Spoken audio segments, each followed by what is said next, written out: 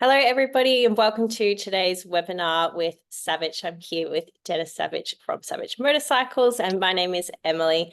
I am the Senior Campaign Lead here at Birchal. And just before we kick everything off, I would like to acknowledge the traditional owners of the land that I'm coming to you from today. Birchal is based on the lands of the Wurundjeri people of the Kulin Nation, and we pay our respects to their elders, past, present, and emerging.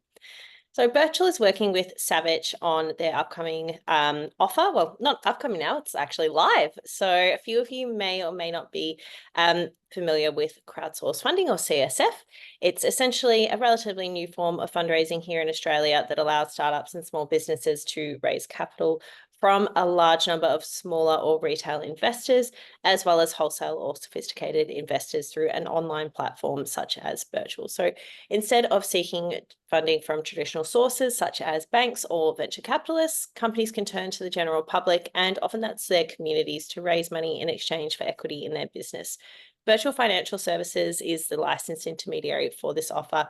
And I would like to remind everybody on this webinar that the discussion in today's format will be for informational purposes only and should not be considered as advice or a recommendation to invest. So please always do your own research and always consider the offer document and general CSF risk warning before investing. If you do need any more information or have any questions, you can find that over at birchal.com.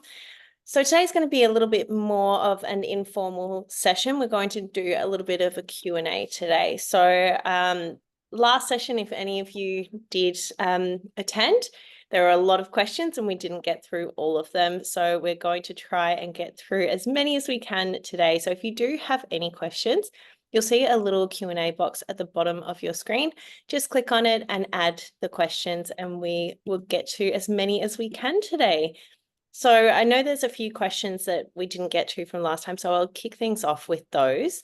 So I understand that battery prices are falling and they're predicted to fall further. How is this affecting the retail cost of the bikes, and what are you forecasting in terms of finances for the future?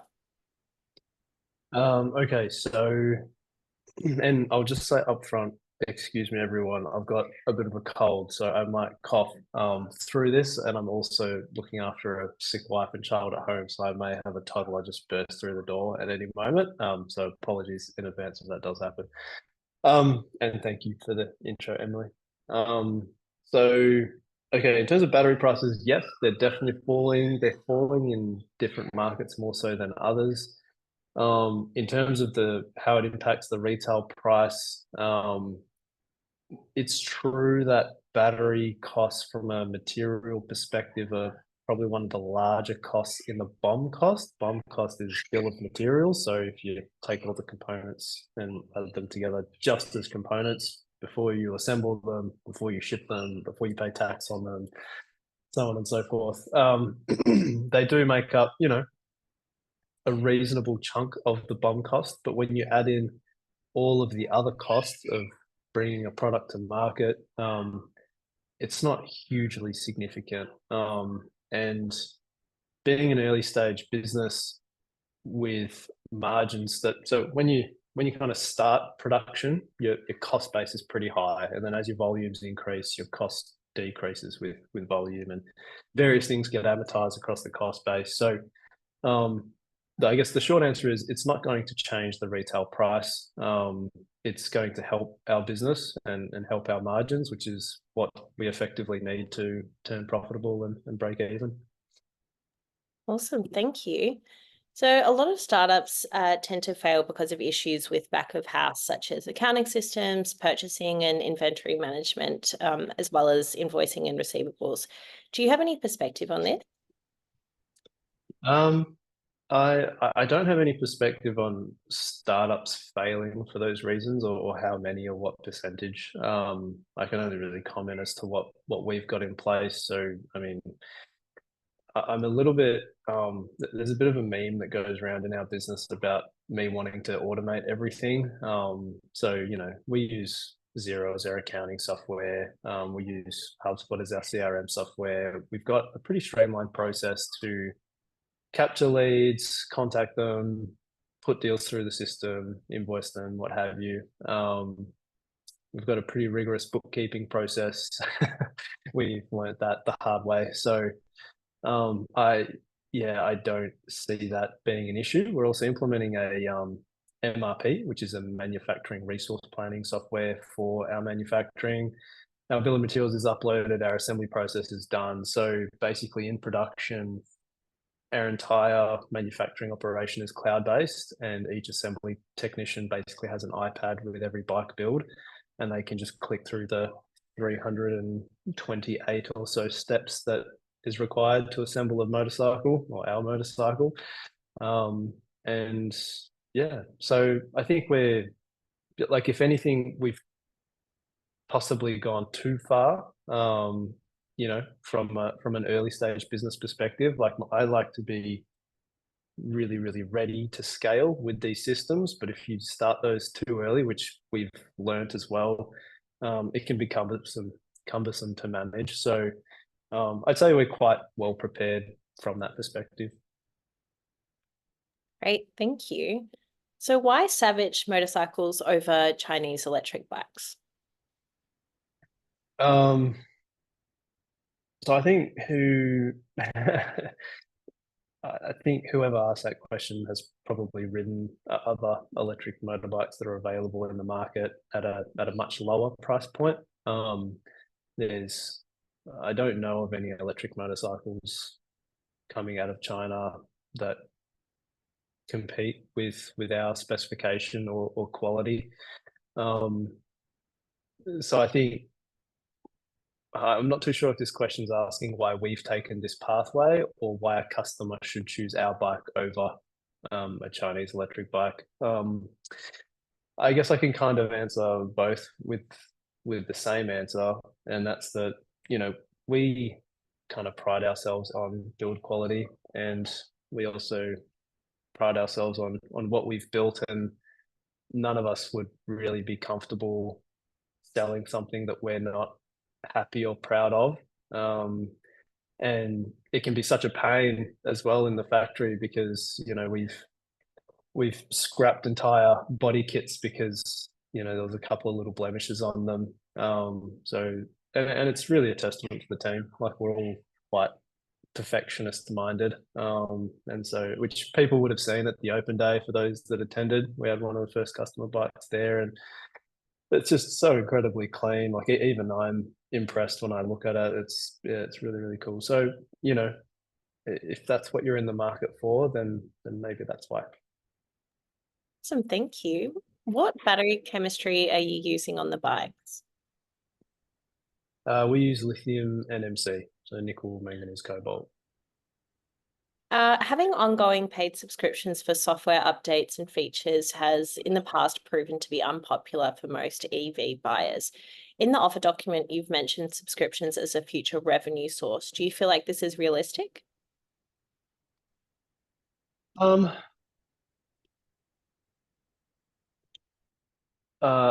think it's important to give some context. Sorry, this will be slightly long-winded. Hopefully not too long-winded, but there has been situations in the past where electric vehicle manufacturers offer features that are already built into the vehicle that are unlocked with a payment from the customer. And a reasonable argument is, if the feature's there, why can't I use it if I'm paying for the hardware already? So to be really, really clear, we don't have anything like that in our vehicle. The software subscriptions for us really comes from we collect. Well, let me take a step back. We have the ability to collect a lot of data on the bike, but we're not. Excuse me, we're not going to do that for every bike. We're going to collect, from a business perspective, the least amount of data possible that still ensures we have oversight on battery health, range, how the vehicle's being used. And that's mainly from a safety perspective, to make sure that, excuse me, if something we see is potentially going to go awry with the battery pack, we can inform the customer.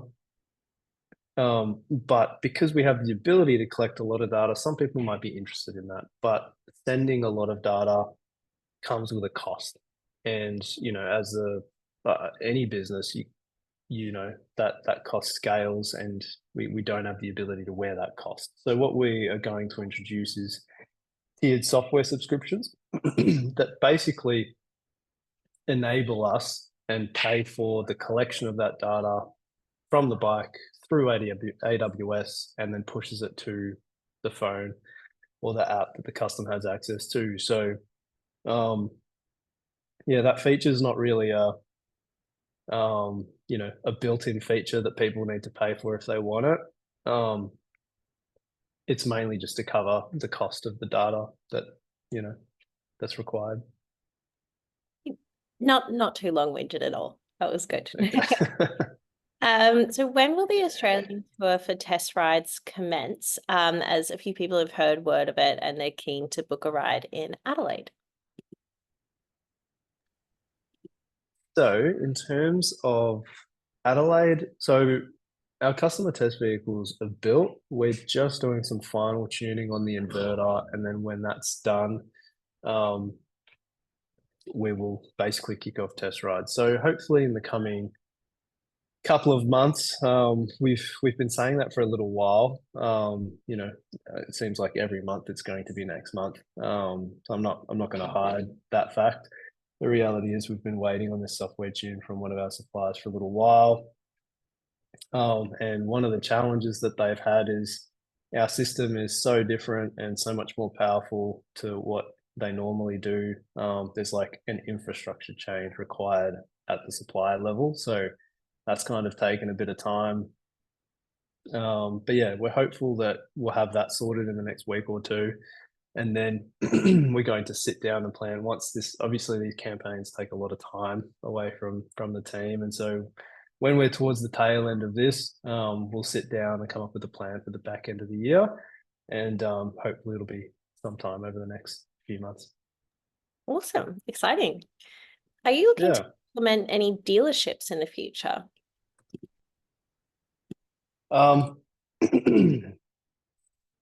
So we have our own. It depends if the question is asking if we're going to be doing it ourselves or be networking in with other dealers. So like our model is direct customer. Our showroom's opening in Melbourne to the public quite soon. We're setting one up in Western Australia as well. And we're hoping to partner with a few people for the other states on the East Coast and Adelaide. And I guess the short answer is yes. Over the next 12, 18 months, it would be great to have a showroom in every state in Australia, kind of handing over bikes and servicing bikes. So exciting. So since your last capital raise, the valuation has gone from 20 million to 30 million. Are you able to share some information on your progress since then? Yes. So we raised through CSF round around 18 months ago, and we went out at a pre-money of 20 million. We had a safe note that kind of sat in the background through that, and that then was triggered post CSF, and so there was additional shares that got added to that, to our pool, naturally increasing the valuation to about 26 mil. 26 and a half, if I'm not mistaken. And then recently, a few months ago, we did another safe note at a valuation of 26.5 million. So that's kind of where, people saw the valuation, and we've just done a very incremental increase from there. So that's kind of how we came up with the val. It's just a marginal increase from where we are in terms of share price. Great, good to know. So assuming you own and ride a Savic motorcycle, what other motorcycles do you own?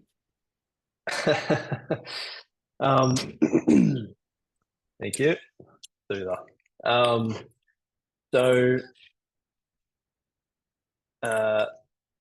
So quite recently, actually, and people might find this quite bizarre, I bought a 1949 BSA Bantam D1, and people might think, why the hell did you do that? And the answer is I don't really know.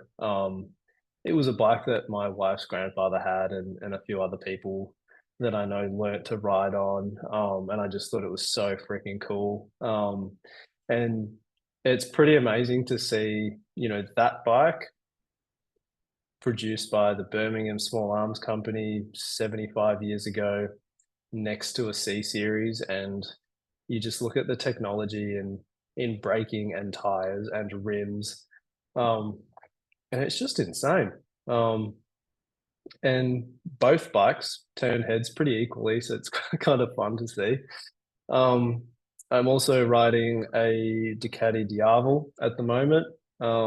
It's a slightly different style of bike. It is the polar opposite to a C series in terms of noise. It is incredibly loud.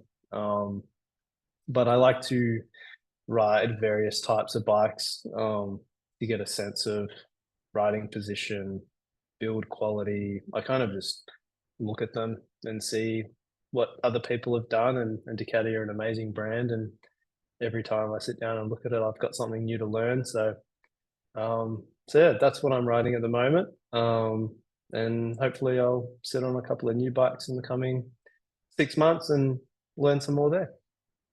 Great. What's a standard service schedule for the bikes, and can other shops do these, or does the bike need to be serviced by Savic?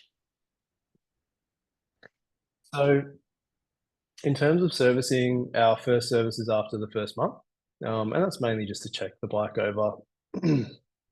And we've set the servicing to, I think, 8,000 kilometer intervals or every 12 months, whichever comes first. It's not a significant service, as you can imagine. There's no oil change. We check the cooling fluids, check the brakes, check the tires.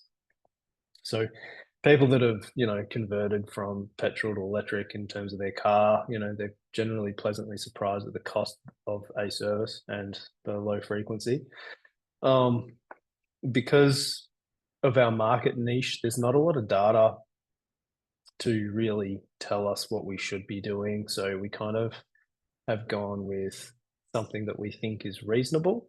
And then as time goes on, and as the bikes get into market for, 1, 2, 5, 10 years, we'll be able to adjust those service intervals and hopefully make them as infrequent as possible, and as cheap as possible. Great, thank you. Can you please explain the status of CSF shares issued when compared to existing shares in the company? Are there different rights when comparing the shares? For example, CSF investors were burnt when Foresight founders sold out to GoPro, yet the founders managed to retain the value of their shares. Could you give a little bit of information on that? Yeah, I can't really comment on Foresight, obviously. I think, yeah, I guess the short answer is we only have ordinary shares in the business. We don't have any preferential shares yet. That's not to say we won't have them in future. I have no idea what the future holds, other than, we're going to produce some bikes. And actively continue networking in with institutional funds and trying to raise capital for growth. And the only thing that, I can really do is make sure that we assess all of the conditions that come with various investments, run them by the board, run them by our VC, other advisors, to see if there's, certain pitfalls that we can avoid. I think the Foresight situation was unfortunate, but I think at the end of the day, like, anyone that's investing in an early stage business needs to be aware that it's a high risk activity, and it doesn't really matter what the business is. If it's early stage, so many different things can happen, and I don't want to deter anybody. It's just the honest truth, and I say that to people when I speak to them as well.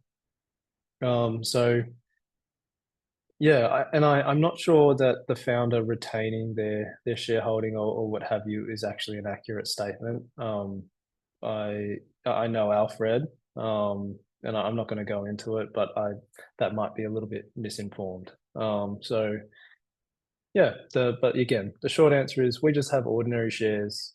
Everybody's treated equally. And yeah, we're going to do our best to keep it that way. I'm sure it's music to everyone's ears. So how do you plan to fund new showrooms in the next 12 to 18 months? And what's the expected showroom versus online sales ratio? So in terms of how many showrooms over the next 12 to 18 months, I don't know exactly. It takes capital to set up, and our top priority as business is manufacturing as many bikes as we can. It's not a cheap endeavor, and so we have to really prioritize where we're spending money. There wouldn't be any point in us having 5 showrooms to deliver bikes through and no capital to produce bikes. So in terms of the difference in sales, all of our sales will be online. All of our orders will be taken online. And initially, we have our dealer's license in Victoria now. We'll go through the dealer's licensing process with WA pretty soon. And then we're going to have to go through the same process in every state. So for those who don't know, in order to actually sell bikes in a particular state, you have to have dedicated person, you have to have a dedicated premises, you have to have council approval for that premises, and then you need a dealership license that ties all of those things together. And it is such an excruciating process to go through. It took us 9 months to go through the Victorian process, and they inspect my personal financials, my wife's financials, our criminal histories. So it's a very significant process you go through. Not to say we're not going to do it in every state. I just don't know if it's going to be over the next 12 to 18 months that we're going to do it ourselves, but we have a roadmap to do it that way. And so basically orders come through online, we will process them internally, and then we'll take the deposits and we'll take the progress payments online. And then when it comes time to actually handing over the vehicle, the final payment will be made and that vehicle will be registered as Victorian. And depending on what state you're in, it'll go to either one of our other showrooms or to one of our partnering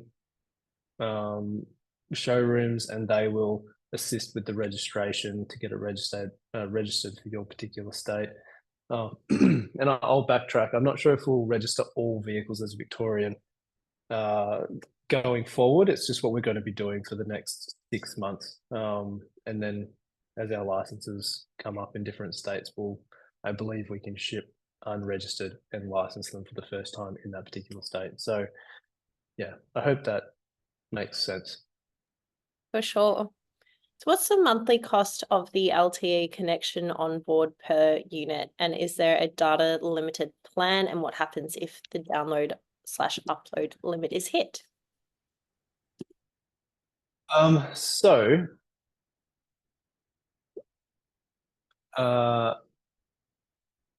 So we are going to have a free option to start with. I don't think it didn't seem right to us, nor do I think it's legal with the ACCC to force someone into a subscription.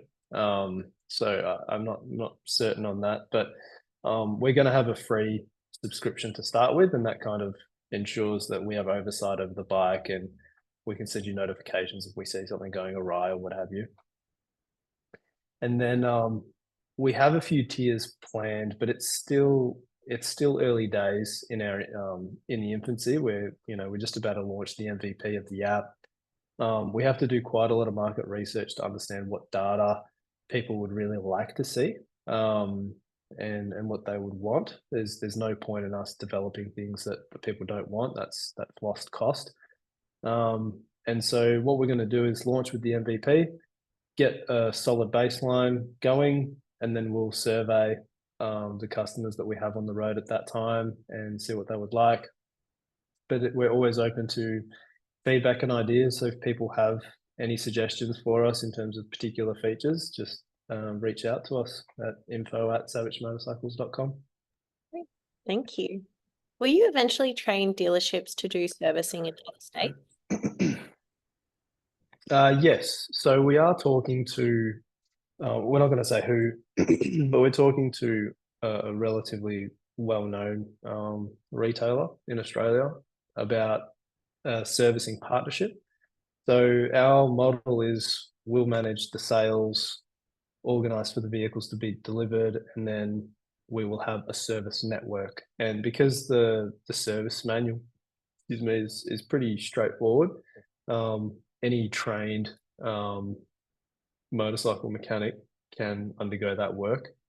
So unless it's something really electrical, as in something to do with the power electronics, but even then, there's quite a lot of training that's happening now to train, traditional motorcycle mechanics in the EV space, and there's specialized courses coming through TAFE now, which we're involved with now with Kangan. We've got a pretty good relationship with them. We've had a couple of apprentices come through and be a part of the training systems with Kangan as well. So it's an emerging class of trade. So again, the short answer is yes, we will have a network, and we're in the process of setting that up now. Great, thank you. So given that you have roughly 250 pre-orders on the books before production has properly commenced, what kind of new orders are you expecting on a monthly basis once the initial 250 pre-orders have gone out? So I will correct myself here. I did say 250 in the last webinar, and my CMO corrected me and said actually it's closer to 230. So I just want to be really, really upfront with that. So I think if we are, in a position where we've delivered on the first 230 vehicles,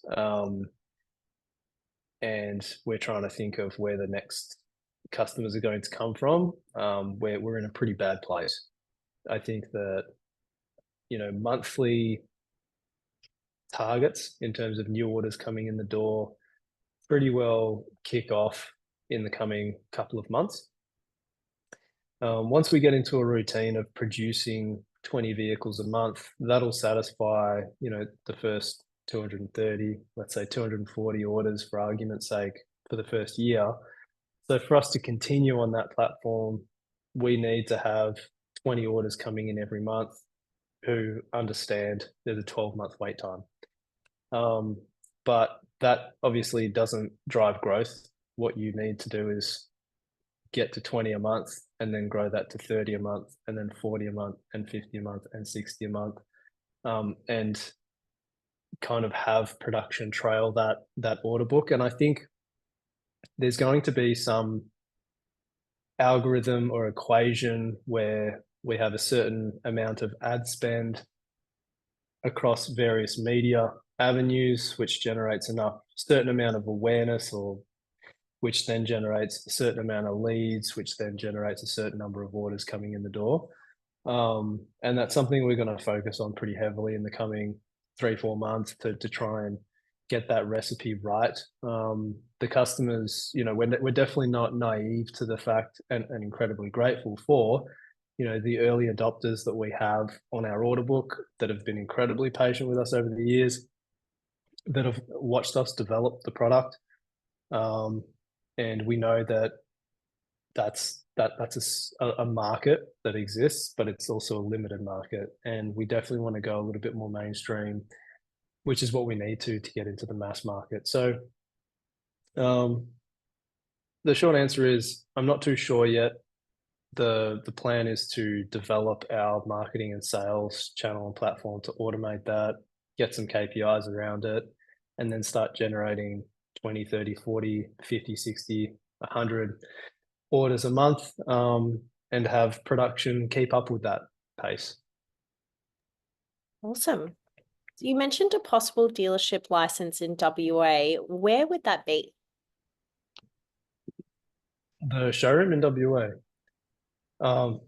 So we're in the process of setting it up right now. The address is 900 Canning Highway in Applecross. And fun fact, Canning Highway is the road that the highway to hell song was actually about. So that's pretty cool. And it's also up the road from the Raffles Hotel, which I think is where AC/DC started, and where we had our very first ever launch in 2016, like when I was starting out for the first time. So to be there is pretty cool and symbolic. Awesome. Sounds exciting. So regarding, Yeah, that's pretty cool. so the LTE connection on board the bikes, what's the cost to Savic to produce those? That's an excellent question.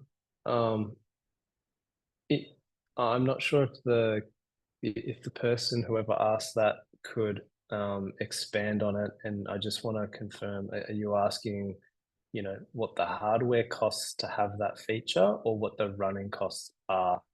I'm not sure what they're asking. I mean, I actually can't really disclose either of those, so you don't need to expand them.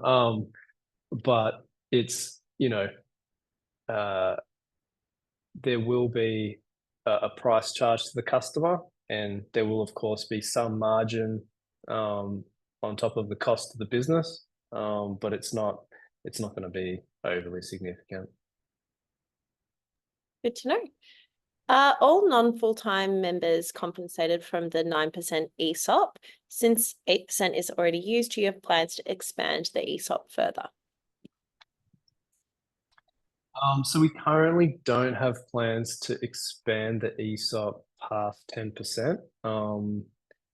If we need to, that would require a special resolution at a general meeting, if I'm quoting the Constitution correctly. So yes, the team members that are not full-time, and including the full-time staff, I think I'm the only person that's not on there. I kind of allocated to the rest of the team. They're all kind of rewarded with ESOP as well. I mean, the team like bleed for the business. Like they work so incredibly hard. It's only reasonable. That pool actually grows as the valuation grows. So as more shares get issued and we get more investment in the door, the size of 10% actually increases as well. And so with each capital raise that we do, that pool grows a little bit, and then I go forward and allocate it to some more team and some more of the team. And yeah, there may come a time where it makes sense to add another 5 or 10% for some reason in terms of recruitment or growth or what have you. But I don't see that happening in the next 24 months. Thank you. Do you see the 12-month waiting time being reduced anytime soon? Yes, I would really like it to be. One of the core limiting factors to that is basically working capital. So to produce 20 vehicles a month, just for everybody's context, you have to have 20 bikes worth of parts in the factory, 20 bikes worth of parts on the boat, 20 bikes worth of parts currently in manufacture, and that's across our 30 different suppliers. Excuse me. So if you want to increase that to 30, you're not just increasing it by 10 bikes worth of parts, you're actually increasing it by 30 bikes worth of parts. And so the amount of cash you have in the inventory system increases with that. And so for us to bring that down from 12 months, we either have to have no more orders coming in and producing 20 bucks a month. Excuse me, sorry guys. Or we have to have 20 orders coming in a month and us producing more than that so that we're catching up to it. I do think that like our goal is to basically reduce the wait time down to 3 months. And in a build to order system or sales philosophy, that's pretty much the lowest you can get it down to, because by the time you produce it, it's a month, then it's a month to ship, then it sits in the factory through assembly for 2 to 4 weeks, and then you've got to hand it over. So yeah, it is our goal to reduce it from 12 to 3 months. When that will happen is to be seen. Again, our top priority as a business is getting bikes in market, getting runs on the board, generating consistent revenue. From there, pitching the business to larger institutional investors and getting some serious funding behind us. And a portion of that funding will be attributed to working capital and inventory to scale manufacturing. Awesome, thank you. So to, I think, add a bit more flavour to the question that came through earlier. So LTE, I think that they meant it was running cost per unit. Okay. Look, the short answer is I'm not too sure. With our own costs, running, I mean, we we definitely didn't optimize how much data we were collecting on our prototypes for a while, and we were paying $100 a month for the bike, but we were collecting a lot of data that we really didn't need. So, I think a reasonable subscription to customers for the first tier will be a number between $15 and $30 a month. But we're not really going to be able to provide anything concrete to anybody until we've got, a few bikes in market, customers actually using it, us testing it, and seeing how things evolve. Right. So will the bike be fully unlocked in terms of power, or will there be an extra subscription to unlock the bike's full potential? Good question. So no, we're not going to restrict power.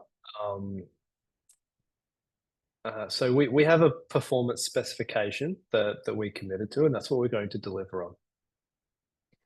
And that's what we've tested to from a durability perspective. In theory, the vehicle can go past that, but it's at the risk of durability or degradation of the battery pack or the motor or what have you. And I think ludicrous mode for a while. I don't know if this is still the case with Tesla. I don't even know if they do it anymore. I'm out of the loop now, but if I remember correctly, which I could be wrong, if you opted for ludicrous mode, you would void your warranty, and it was for those reasons. You're basically damaging the battery pack to get really fun performance. And so we've looked at doing something like that. Similar to the software, it's going to be a time will tell thing. We're going to get a couple of bikes in market, monitor them very closely, see how customers are using them, seeing if they even want that kind of feature. And then it's definitely something we can look at. It's not difficult to do. Do I think we're going to make customers pay for it? No. Will it void your warranty? Probably. Good to know. There's a question about potential insurance problems with EV bikes in the future, particularly relating to the battery. I actually know a company that we raised funds for, Cobra Insurance. They've just launched EV insurance. Oh, yeah. So I know Cobra. specific. Yeah. Do you Yeah. see any potential issues? No, not really. I think the biggest insurance issue, to be honest, is actually on our end when it comes to getting product liability insurance. Like that's been difficult. Like even even like public liability insurance for an electric motorcycle showroom was like really hard to get. Our insurance broker was tearing his hair out trying to get it, and we ended up getting it through one, and he was like, just take this. It's honestly, it's really hard to get. But in terms of the customer and the customer's perspective, our bike's already on various insurance platforms. Shannon's Insurance has us on there. We've got a great relationship with Shannon's. And coincidentally, RACWA have us on there as well. And they're at a premium, a pretty reasonable premium as well. So, yeah. So again, summarizing for the customer, no, shouldn't be an issue. For us and for every other EV manufacturer, probably an ongoing one. Great, thank you. And what is the current battery's lifespan?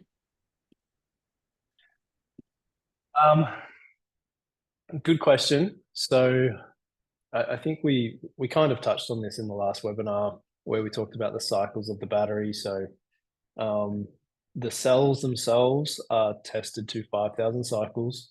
They have a tendency to degrade to 80% capacity after 1,000 cycles, but then they'll stay at 80%, give or take, and then they stop testing. Now, one cycle for our motorcycle is roughly 200 kilometers combined city and freeway. So in theory, you can drive 200,000 kilometers before your battery degrades to 80%. And then in theory, it will stay at 80% forever. Obviously, testing a cell in a lab versus having it in a vehicle are two quite different situations. There's a lot of thermal implications. There's a lot of shock and vibration implications. And again, we're such a new business. We don't have 20 years of historical data, and EVs are so new that they don't have 20, 30 years of historical data either. The only thing I can really say is that we have, from a physical durability perspective, we have done our parve testing, which was just mortifyingly violent on the bikes, and we didn't have any powertrain or battery connection issues. And then when it comes to longevity, over the next 5 to 10 years, I think we'll see the bikes come with a 3-year warranty, and we'll be keeping an eye on the bikes live through the cloud platform as well, where we're collecting all the data. But again, there's vehicles out there with, I'm pretty sure, the exact same cell that we use that are driving 100,000, 200,000 kilometers over 10 years. So it's really hard to say. I don't want to commit to a number, but we've done all the testing we can to try and give a customer the most durable vehicle we can give them. Great, good to know. So with your bikes, and if people are going to be using them for daily commutes, will you be introducing helmet storage?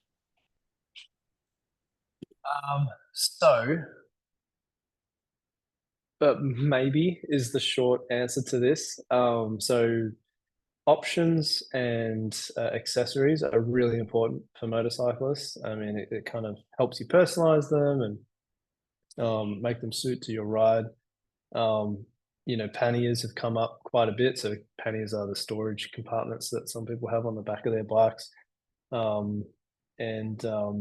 It's something that we're definitely looking at. But again, with any product development that you're going to do, you have to understand what the take rate is, i.e. how many people are actually going to adopt that, and what it's going to cost you to develop and produce, and then what people are willing to pay. And so we have looked at accessories. And then the third variable, or fourth or fifth variable, is, do we actually have the resource internally to design, develop, test it, and then go and market it and sell it? There are a lot of off-the-shelf things. People can quite easily, there's certain bolt holes on the back of our subframe that enable people to bolt things to the bike quite easily. We have designed it to carry a pillion rider, so shouldn't be too much of an issue. But we're not selling any kind of storage like that. In terms of built-in storage into the bike, we simply don't have the real estate. We've maximized the size of the battery pack as much as possible. We've got like an exoskeleton design. There's very little room under the tank between the powertrain and the tank itself. So building it into the bike is definite no. Having additional features like panniers and things like that is on the roadmap. I just can't comment as to when it'll be available. Fair enough. So can you give a brief overview of what the charging looks like at home and a lead supplied? Yes, we have type 2 standard 10 amp plug leads that we supply to the customers. It does come at a cost to us, but it makes sense for us to wear it. The bikes have the ability to be charged from the 15 amp plug as well, so you can charge a little bit faster. So if people want that, they have to let us know.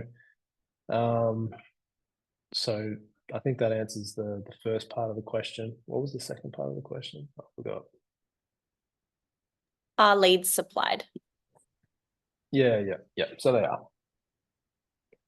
Cool. So why did you not choose lithium iron phosphate as your battery chemistry due to its increased safety? Power and energy density. If we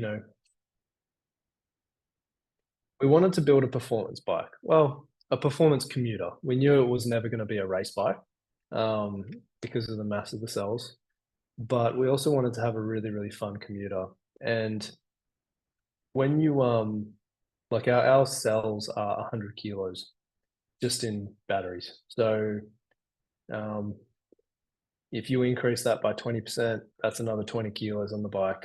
And it's not just the weight that increases, it's the volume. And so all of a sudden, you've got something bigger and heavier to give you the same power. But then as the weight increases, you need more power to go just as fast. So it's kind of a vicious cycle. So again, the answer, pure and simple, is power and energy density. NMC is quite a common chemistry used in performance vehicles, so it is used in auto. All of the performance vehicles, I believe, use NMC chemistries. There are new chemistries that are starting to come out now that have similar performance, with more stability, but that doesn't mean what we have is necessarily unstable. And we've put in place as many safety systems as possible to try and avoid any potential issues. Good to know. What do you expect the final weight of the vehicle to be? So we're sitting at about 280 kilo. So it is a heavy bike. I mean, it's not unheard of for bikes to be that weight. It's not a sports bike though. Sports bikes are normally 200 to 220. The leader sports bikes, even down to 180 in some cases. So the thing I will say in the bike's defense, even though nobody believes me because I'm the founder, is it handles like a 220, 230 kilo bike when you ride it. If you don't believe me, I'll put you in touch with someone who has test ridden the bike that's independent, and potentially less biased. But it really is really well balanced, and feels incredible to ride. You can throw it around incredibly easily. So yeah, that's all I'll say about that. Great. Can you provide a comparison with the Savic bikes to Harley's Livewire in terms of power and braking regeneration and torque? The specification is incredibly similar. So I think the Livewire is a little bit lighter. The power delivery is really similar. The torque's really similar. I think the Livewire is a little bit more powerful. I think it has a little bit more torque than what we've specified publicly. But that's yeah, that's basically that. Great. So what suspension do you use? Do you source this from a supplier or have you developed your own?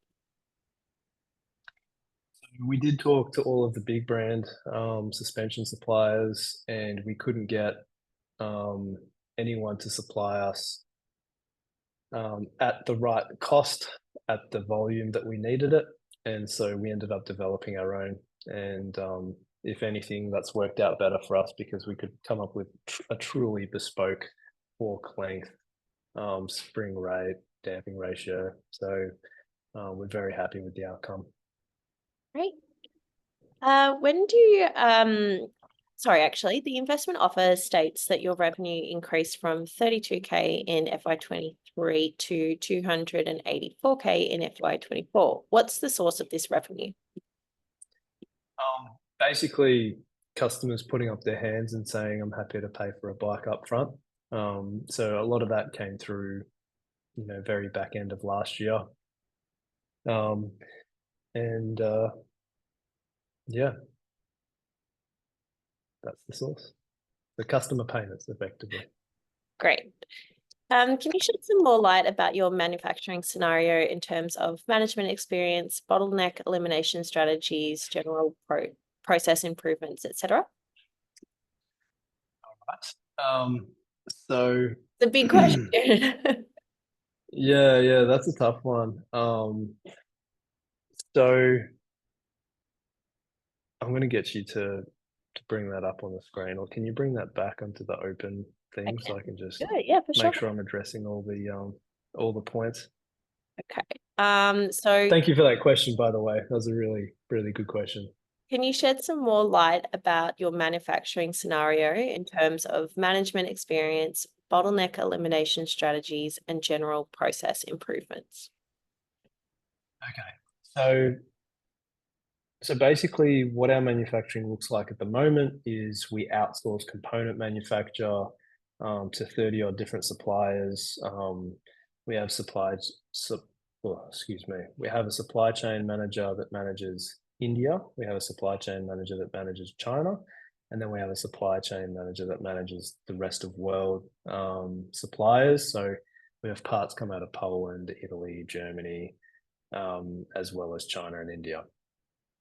We then bring all those parts in separately into Melbourne and we assemble ourselves. The current bottleneck for us really is resource. And I've already reached out to a couple of people to see. Ooh, excuse me. See if we can. Thank you. See if we can bring someone on board. I think the core competencies that we really need in the factory are around someone who has real autosparky experience. At the moment, we have our engineering team assembling bikes, which is going well. We know how to put them together, but we've also come through an engineering pathway, and there's no I'm a mechanical engineer, but I definitely can't do what a mechanic can do in some cases. I'm sure I can do the basic stuff, but there is definitely an art form to trades, and there's a lot to respect when it comes to trades. And so, one of the next hires we're going to make is an auto sparky. So even though we've designed the harness, we've engineered the harness, an auto sparky is probably going to come in and tell us to change a bunch of things. It's been way easier to assemble.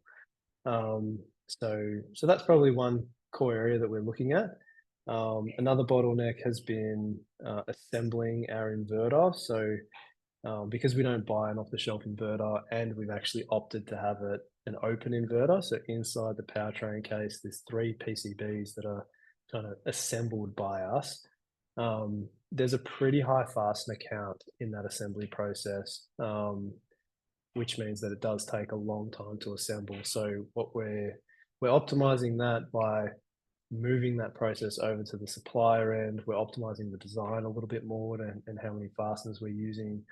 So, these are all continuous improvement strategies. Yeah, that's basically it. I guess the general continuous improvement process is we have an assembly process, we time how long everything takes through the process, we see what's taking the longest amount of time, and we try and address that.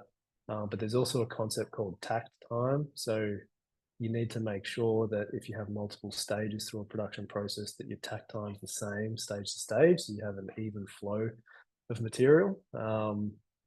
So yeah, that's also an important consideration, needs to remain balanced. Sorry, a bit in depth. Oh, good. So how many bikes are currently on the road now? So we have 2 customer vehicles built and in the factory. And again, we've actually had both of those customers test ride bikes. on the current tune, and we were going to hand one over and we weren't able to, unfortunately. I won't go into why, but effectively we're now waiting on that final tune from the supplier. So while we're able to test ride bikes, they're still sitting at about 60% power. So again, we're hoping that comes through by the end of next week. It may push out another week, and as soon as that comes through, those bikes are out the door. They're already registered. They're assembled. They look amazing. The team have done an amazing job. And yeah, we're this close. We've just got one more thing to sort out, and and EMC as well. So we'll get through EMC too, and bikes will start rolling out the door. Great, thank you. So I think we've actually gotten through all our questions, and there were so many. So thank you everybody for being so great and so enthusiastic about the offer. So if you do want to invest, please head to birchal.com and head to the company's page and you'll be able to find Savic's offer. And thank you so much for your time today as well, Dennis. We really appreciate hearing from you. Thank you so much for facilitating and appreciate it. Always. Chat soon.